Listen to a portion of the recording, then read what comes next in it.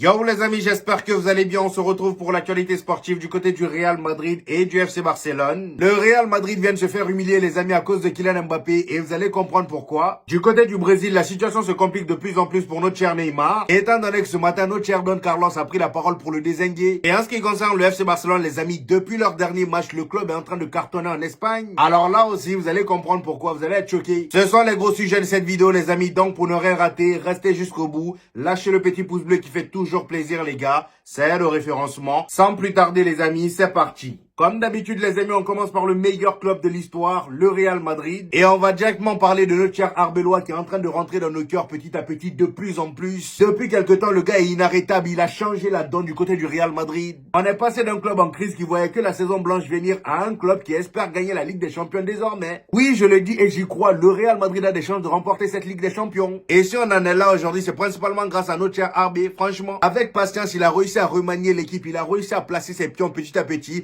Et on peut également remercier Jude Bellingham et Kylian Mbappé qui se sont blessés parce que oui, c'est lorsqu'ils se sont blessés que le Real Madrid a commencé réellement à se réveiller tactiquement parlant. On l'a vu face à l'Atlético de Madrid, la manière dont le Real Madrid pressait haut, le pressing haut, la conservation du ballon, le harcèlement du porteur du ballon. Le but de Valverde par exemple, ça part d'un gros pressing pour pousser l'adversaire à l'erreur. Là maintenant, je peux dire c'est quoi le style de jeu du Real Madrid. Comment il s'appelle lui là, Xabi Alonso, on savait pas. On savait pas. De toute façon, chaque semaine, il y avait une nouvelle compo. Comment tu veux savoir? Il y avait une nouvelle compo. Au moins avec Arbeloa, là, depuis un moment, on a presque la même composition. Même au retour de Jude Bellingham et notre cher Kylian Mbappé, il a gardé la même composition. Il n'a pas eu peur.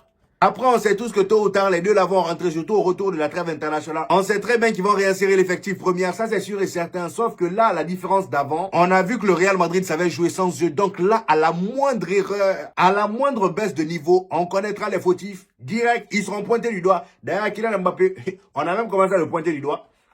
On a même commencé à le pointer du doigt. Il n'a même pas joué, voilà, un match entier. Juste son entrée de la dernière fois, là, ils ont commencé à l'allumer. La presse espagnole, ça rigole pas. On va en parler juste après, vous allez voir. Donc, revenons sur notre cher Arbeloa. Là, j'étais déjà parti, là. J'étais inarrêtable, là. Donc, notre cher Arbeloa, à la fin du match face à l'Atlético de Madrid, il y a un journaliste qui l'a demandé à quelle place il se sent après avoir battu Pep Guardiola, José Mourinho et maintenant Diego Simeone. Et voici sa réponse. Il dit, j'ai battu Mourinho, Guardiola et Simeone. Dans quelle position cela me place-t-il? Cela place mon équipe dans une excellente position, mes garçons. Voilà, en plus de nous faire plaisir, il est humble. Il se place pas en avant, il place son équipe, ses garçons, comme il le dit, en avant. Comment vous voulez qu'on s'attache pas à lui? Il n'est pas arrogant, il n'est pas hautain. Et pourtant, on le critiquait à ses débuts. Lorsqu'ils l'ont tabassé face à Albacete, là, on le critiquait. Moi-même qui parle là, je l'ai qualifié de choumière. Je m'excuse, mon ami. Franchement, on ne te connaissait pas encore très bien. Je m'excuse, Arbé. Hein? Franchement, c'est pas de ma faute. La défaite face à Albacete m'avait tellement énervé. Et le gars aussi, voilà, pendant ce match-là, il était là, il parlait pas. Il parlait pas. Et pour vous dire à quel point ce gars-là, c'est vraiment quelqu'un de très humble. Il aime le club, il aime le Real Madrid. Regardez ce qu'il fait à chaque victoire du Real Madrid. On nous dit quand le Real Madrid gagne, gagne, pas perdre. Alvaro Arbeloa apporte le lendemain le petit déjeuner au vestiaire. Donc lui-même, il se déplace pour amener le petit déjeuner aux joueurs dans le vestiaire. Et on précise que c'est un rituel qu'il avait déjà depuis la Castilla. Donc il faisait déjà ça avec les jeunes. Vous voyez? Certaines personnes trouveront ça banal, mais les amis, laissez-moi vous dire que c'est le genre de choses qui ramène de la cohésion dans un vestiaire.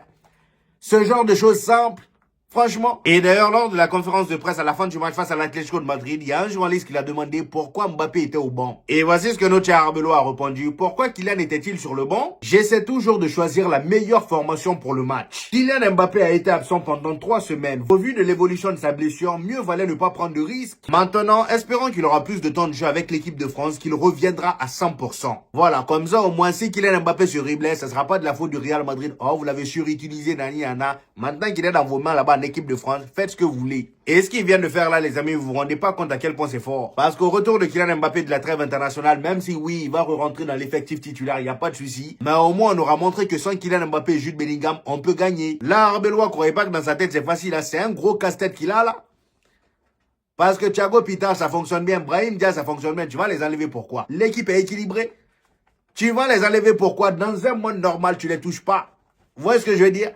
C'est que au Real Madrid, à cause de Florentino Pérez qui a recruté bêtement, voilà, on se retrouve dans ce genre de situation à cause des histoires de hiérarchie, des noms, en gros, voilà, c'est Jude Bellingham ou Kylian Mbappé. Ils doivent absolument jouer. Et l'équilibre de l'équipe, ça, on s'en fout. Même si ça fonctionnait avant, on prend le risque que ça ne fonctionne plus.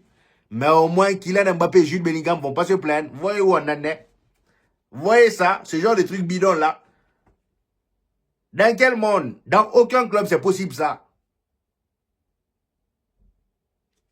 On continue. Dernière info concernant notre cher Arbeloa, les amis, pour vous dire à quel point ce gars-là, c'est pas notre ami. Dites-vous que la veste qu'il portait lors du match face à l'Atlético de Madrid, la veste, elle coûte 3 900 €. 3 900 €, ça c'est le loyer de 2 mois pour certains. Loyer de 2 mois. Vous vous rendez compte, 3 mois même, quel 2 mois? Hein? Le frérot, il porte ça normal. C'est un Louis Vuitton, voici le prix. On est allé sur le site de Louis Vuitton pour voir. 3 900 €, c'est une dinguerie. Après, j'ai envie de dire, vu les sommes colossales qu'il gagne, ça m'étonne pas. On enchaîne les amis avec les news concernant notre cher Vinicius les amis. Vinicius qui a encore fait énormément parler de lui. Comme vous le savez les amis, lors du match aller face à l'Atlético de Madrid, le match où on s'est fait tabasser 5-8-2 là. Et que juste après avant de remplacer Vini, Diego Simeone vient lui dire à l'oreille que Florentino Pérez va le vendre. C'était la période sous Xabi Alonso, c'était un peu compliqué pour Vinicius, tout le monde le voyait partir. Donc à ce moment-là c'était chaud sur lui et t'as Diego Simeone qui nous sort ce genre de phrase là. Et bah les amis, dites-vous que notre cher Vinicius s'est vengé lors du dernier match. Quand il s'est fait remplacer par Arbeloa, il a fait exprès de passer devant Diego Simeone et il lui a dit ils vont me vendre hein. Ça, c'est de la vengeance. Exactement ce qu'on aime. Tu réponds d'abord sur le terrain, tu dis rien. Une fois que tu as gagné, t'allumes la personne. Et là, Vinicius l'a fait à la perfection. Et comme vous avez pu le voir depuis l'arrivée d'Arbeloa, que ce soit Valverde, Vinicius, ils sont imprenables. Au moment où je vous parle, Vinicius a presque aussi bien fait en 2026 qu'en 2025. Déjà, au moment où je vous parle, il a 12 buts marqués en 2026. Alors qu'en 2025, il avait marqué 13 buts avec beaucoup plus de matchs. Cela dit, on a Vinicius lui-même qui a pris la parole par rapport à son état de forme actuel. Il dit, je ne sais pas ce qui m'arrive quand cette période de l'année arrive. Je m'améliore toujours pendant cette période, je me sens prêt. Et effectivement, il a raison. Dans les phases finales de Ligue des Champions, Vinicius, je sais pas pourquoi, depuis quelques années, il devient bouillant. Il devient bouillant. Et là, cette saison aussi, on le voit. Et dire que sous Xabi Alonso, on voulait le vendre, on nous a fait croire qu'il était nul. C'est quand je vois tout ça là même, je me dis que ouais, franchement, le Real Madrid, on en a traversé des choses cette saison. Hein? On en a traversé des choses. Cependant, mon cher Vini, le temps passe, faut prolonger. Pour l'instant, il n'a pas prolongé. On est là, on parle, mais il a toujours pas prolongé. Une information un peu polémique, les amis, qui vient rajouter du piment aux actualités du Real Madrid. On nous dit, un joueur du Real Madrid aurait été mis à l'écart en raison de ses sorties nocturnes et des circonstances inhabituelles détectées. En gros, il y a un joueur du Real Madrid qui a été écarté parce que le gars, il fait trop. Il part trop en boîte de nuit, la vie de débauche. Vous voyez ce que je veux dire? C'est qui, à votre avis? C'est qui à votre avis? Parce que là, on nous donne un indice. On dit, ce joueur ne joue pas actuellement et il n'est pas blessé. Il joue pas actuellement et il n'est pas blessé. Parmi les joueurs du Real Madrid, qui joue pas actuellement et qui n'est pas blessé? Raúl Asensio, Carreras, quoique Raúl Asensio, lui, s'était blessé à un moment. Voilà. Donc, il y a Carreras et qui d'autre? Eminem. J'allais oublier. Eminem. Et puis lui, c'est le plus suspect. Façon de les couler à Jude Bellingham H24 là, carrément Jude Bellingham, nous qui pensions que son meilleur ami c'était Trent Alexander-Arnold parce que bon, nous on voyait des vidéos d'eux, ils étaient très complices en Angleterre, vous voyez ce que je veux dire? Mais franchement, depuis que Trent a débarqué au Real Madrid, on les voit même plus trop ensemble. À chaque fois je vois une vidéo de Jude Bellingham, il y a Eminem derrière. Ils sont bizarres les deux là. Donc là, je sais pas à qui vous pensez, dites-moi ça en commentaire, mais moi je pense soit à Carreras ou Eminem, Mastantuno. Voilà. Maintenant, on va s'attaquer aux polémiques concernant Kylian Mbappé, les amis. Kylian Mbappé, comme je vous l'ai dit en début de vidéo, il s'est fait déglinguer à la fin du match face à l'Atlético. Alors que le frérot, il est juste rentré en jeu, il n'a même pas débuté le match. Imaginez s'il avait débuté. Imaginez, parce que là, il s'est quand même fait allumer. Il souffre. Et là, comme je vous le disais tout à l'heure, à son retour de trêve international au Real Madrid, ça va s'amplifier. Parce que là, les supporters du Real Madrid, ils ont vu que leur club qui a tant souffert cette saison, c'est maintenant jouer au football. Il y a un équilibre qui est là. Donc, l'arrivée de Kylian Mbappé doit bonifier encore plus l'équipe. Parce que dès que les supporters et les journalistes observeront une baisse de niveau du Real Madrid, qui on va attaquer? Kylian Mbappé et Jude Bellingham. Ça, c'est sûr et certain. Donc, à la place de Kylian Mbappé, je renforcerai mes oreilles, mon cerveau. En tout cas, tout ce qu'il va entendre là, il va falloir qu'il fasse abstraction. Abstraction. Abstraction. Voilà. Il va falloir qu'il fasse abstraction des polémiques. Parce que là, ça a déjà commencé. Hein. On est dit Kylian Mbappé se fait détruire par la presse espagnole après son match d'hier. En parlant d'hier, je parle du match de l'Atlético de Madrid. On a le journaliste Josep Pedrerol du média El Chiringuito qui a pris la parole. Et voici ce qu'il dit. Il dit, le Real Madrid a terminé à 9, sans Valverde et sans Mbappé. En gros, pour lui, Kylian Mbappé est rentré et il n'a servi à rien. On a également le média AS qui rajoute, il est rentré en jeu pendant 25 minutes et n'a rien fait d'autre que de flâner sur la pelouse du Bernabeu. Voilà, ils n'ont pas du tout aimé l'entrée de Kylian Mbappé. En même temps, j'ai envie de dire, même s'il y en a qui diront que oui, Kylian Mbappé sur le but de Vinicius, c'est lui qui libère l'espace. Vous êtes sûr? Vous êtes sûr qu'il a fait exprès? Franchement. Est-ce que vous en êtes sûr? On aura la confirmation au retour de trêve international. Moi, je parle pas beaucoup. Après, c'est possible que je me trompe. Hein. Peut-être qu'il a vu tout ce qu'on lui reprochait. Voilà, le fait qu'il dézone tout le temps, qu'il vienne sur le côté de Vinicius. Peut-être que lui-même, il a vu ça et il a voulu régler le problème. Je sais pas, on verra bien. À la fin de trêve international, on verra bien. Donc, le média AS continue en disant, il n'a absolument pas pressé les attaquants de l'Atlético de Madrid, malgré l'infériorité numérique. Mbappé doit revoir son attitude et son ami Vinicius lui a montré la voie. Vous voyez ce que je vous disais tout à l'heure, ça commence. Ça commence. On ne viendra plus dire que voilà, Vinicius, voilà, Kylian Mbappé. Vous vous rendez compte qu'il fut un temps où on disait que Kylian Mbappé est trop fort pour le Real Madrid. C'est pas moi qui le disais, il y en a qui le disaient. Genre, le Real Madrid, tellement on était nul et que Kylian Mbappé tout seul brillait, on disait que ce gars-là, il était trop fort pour le Real Madrid. Et aujourd'hui, Dieu merci, pendant son absence, on voit que le Real Madrid est très fort, très très fort, sans lui. Maintenant, qu'est-ce qu'on va dire quand il va revenir? Et que lui, il sera par la suite très fort et le Real Madrid moins fort. Qu'est-ce qu'on va dire? Franchement, j'espère que ce moment-là n'arrivera pas et qu'il va bien s'intégrer à l'effectif qui est déjà mis en place. Comme vous avez pu le voir, on a appris il y a quelques jours que les médecins, le staff médical du Real Madrid qui a ausculté son genou, eh ben, il s'était trompé de genou. Il s'était trompé de genou. Comment c'est possible? Genre, toi, tu es médecin, on te donne un genou à traiter, tu te trompes de genou. Et puis, c'est toi qui viens dire à Kylian Mbappé, c'est bon, tout va bien, il y a aucun problème. Bien sûr qu'il n'y a aucun problème, mon ami. Bien sûr qu'il n'y a aucun problème. Genou que toi, tu as vu là, c'est pas le bon. Je ne sais pas comment on peut se tromper de genou. Hein?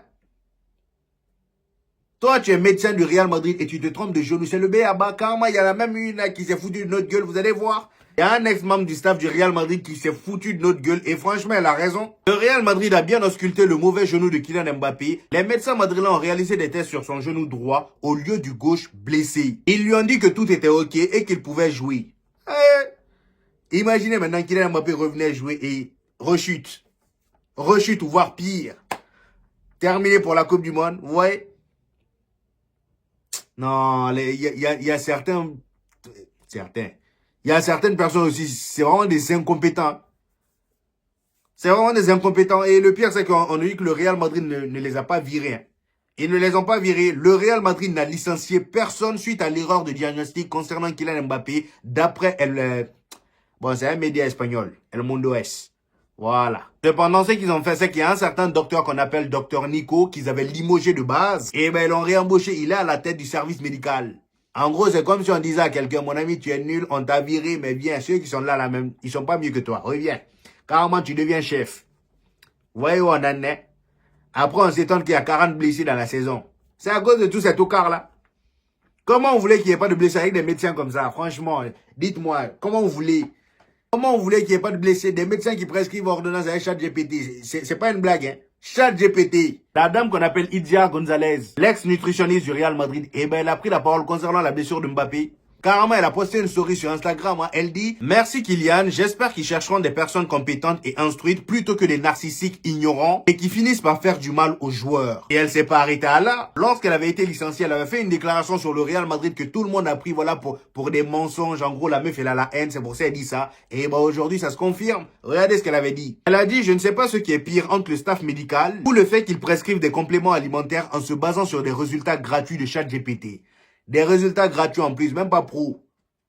Et Real Madrid. La dernière fois, on nous avait dit que vous étiez fauchés, mais pas à ce point quand même. Payez au moins l'abonnement pro. Ou bien, ChatGPT gratuit. C'est avec ça, c'est pour ça, les amis, cherchez même pas loin. C'est pour ça on a plein de blessés. Je me demandais bien. C'est pour ça, à chaque fois, on a des blessés.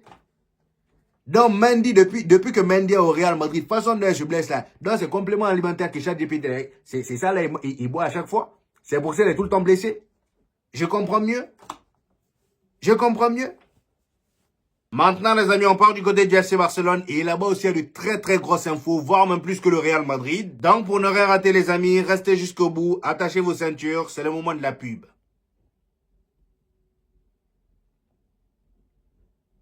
On commence directement par une bonne nouvelle pour l'FC Barcelone, les amis. Hansi Flick a été élu meilleur entraîneur du mois de mars en Liga. Et ce qui est fou, les amis, c'est que c'est la 5e fois seulement qu'il remporte ce trophée depuis qu'il est en Liga.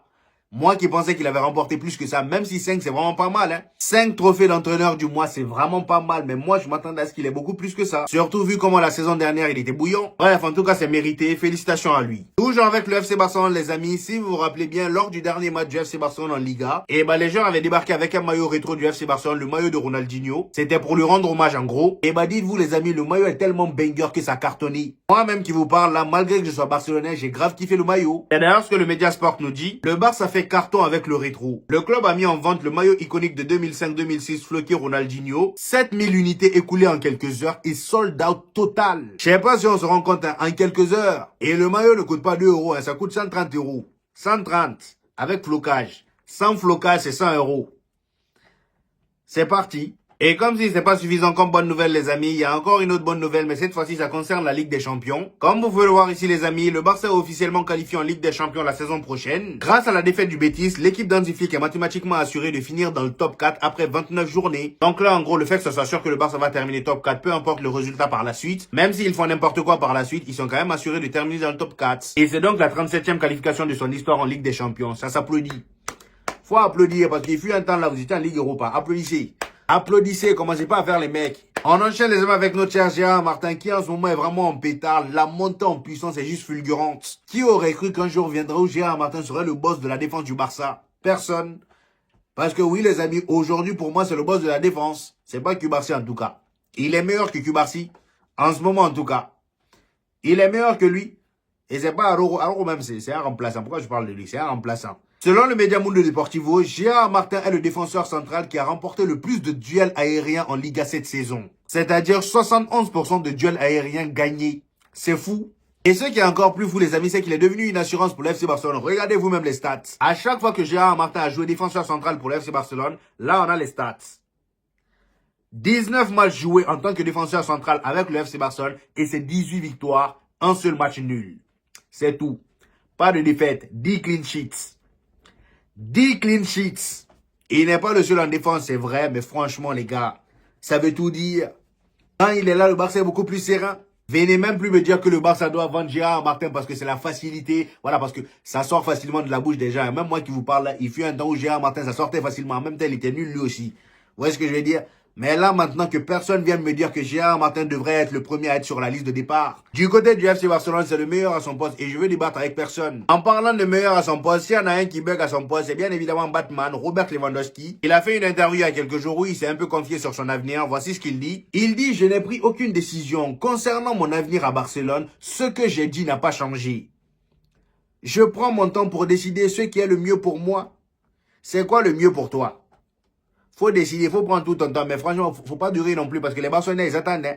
Là où ils sont là, ils attendent. Et t'es même pas le seul qu'ils attendent. Faut dire à ton cousin qu'il attend aussi. Ferran, dis-lui.